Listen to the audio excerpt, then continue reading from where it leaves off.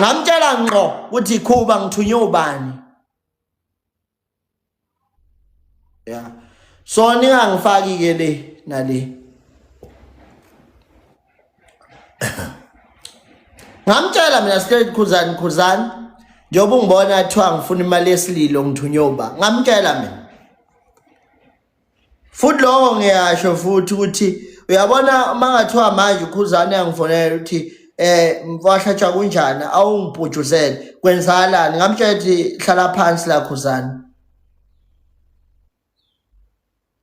hlala phansi la Khuzani umuntu ongithumile yilona lo yabo ngithunywe kahle mina ngithunywe ilunga lomndeni futhi la ngikhona uyabona mina kubuhlungu ngoba ngithunywe ilunga lomndeni wakwaDlamini njengoba ngikhuluma le ndaba yaDlamini ngiyacabanga ngiwu-content creator mina ngithunyiwe mina kwathiwa mfowethu awuyilwe lento so ngisazomvikela lo ngithumile kodwa uyabona mase ngibona iyacikwa yinina nonke ngizamkhipha mina phela vela ngithi ngiyathunywa mina ngiyathunywa vele ngiyathunywa thiwa siyacela usilandele imali ngiyathunywa mina kanti ine wrong ukuthunywa ngoba mina umsebenzi wami vele uthi ngithunywe ukuyolanda imali yini enigolozayo lapho ngicela ukubuza abathi hawu kanti yathunywa hayibo uyasangana nisobhema iglu yini ngoba vele mina ngisebenza ngako ukuthunywa mina ngiyakhokhela straight ama services ami ngikhokhelwe thiwa awusilwele la kunenkinga kanje awusilwele uyangizwa ukuthi ngithini silindele ukuthi ngokuhamba kwesikhathi umkhankaso wenu ushibhile lesi sishiphi sepropaganda yini lo mkhankaso benophuma ukuthi yena nifuna ukukhokhelwa ngoba inkinga yenu nifuna ukukhokhelwa nibonile ukuthi bekubhizi laphana kumngcwabo obemuhle kakhulu konke into abakwenzile kwaba kuhle bahlonipheka umngcwabo nabona ukuthi anitholanga lutho ngalokho senijela ukukhokhelwa nafuna ukuzomosha-ke umosha-ke into ade inhle yenzeke babunala uKhuzani abafowethu abaningi wazi insele ubaba uAyanda Msweli Jum abantu abaningi ade belaphana bezoxhasa nalele nje ukuthi nizwe lento ukuthi awu ningayithola ne-opportunity ukuthi nenze imali nifuna phela benikhokhele ngalo cash send no e-wallet oKhuzani ukuze benivale yona into eniyifuna ke leyo uma senethi kufona ilungu elifonile lathi khuluma cha ukhuluma ngoba uthanda into vele ade uyifuna vele ukuthi uzongena kanjani kulento entweni enkulu kangaka umngcwabo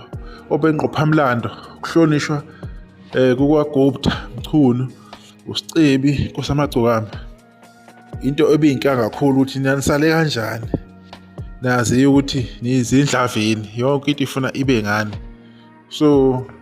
senithunyiwe manje futhi igama lomuntu uzolishwa nalo nto leyo ngathothi ngamanga nje akuzange uze kwenzeka kanjalo nina belifuna nje indlela ukuthi nibakhuthuze beninike something beninike cash send benisendele imali so that ke nizodla ke lo mali leyo ngoba nidla imali niseyindlini nidla imali ngokuvula umlomo didicele izithunzi zabantu nenze konke okubi kubantu ngoba banazi ukuthi nifihlile lapha nifihle khona ngoba lento eniqalayo iyophela kabuhlungu elinye ilanga ilokho nje ngibhlungu ngakho iyophela kabuhlungu kuyobe ngasasiniswa amahleza ngelinye ilanga nosukela abantu aba-wrong abantu abanesikhathi sokuthi attend and bese kuba usizi yabo nihlale nikuphika lokho niyitshela ukuthi mhlambe ni-invincible akekho phela niyazi ukuthi nihlala kuphi bani attenda nje abantu uma bethanda bani attenda amaloya ngamakhothi banganikhipha kulo mgodi nicashwe kuwo leyo ngqondo eniyidlalayo ukudicela phansi igama lomuntu ibrand engaka umuntu ayakhile uzohlala ku-TikTok ngegama lomuntu uTanzania wahamba amakhoti mhlana wahamba amakhoti niyobona ukuthi kubuhlungu kanjani ukuhamba ikhoti niyobona ukuthi kubuhlungu kanjani ukubhadala imali ukubhadala ummeli ukuthi yena per hour umele akucharge over 5,000 and ufuna akukhiphe la. Ngelinye ilanga niyofunda-ke lokho ukuthi na akusiwona umsangano okuhamba ukukhuluma ngegama lomuntu noma kanjani. Vele bengeke nilunge la konalo nokhuza, bengeke nilunge nithatha ama-chance benifoster vele. Nibonile ukuthi le mali niyithole, bekufuna nje imali lokuthi umuntu uyamazi, umuntu okutshelile uthunyiwe. Lokho kungenzela khona iskeshe, lokho is a scam. Yilokho nje engingakusho,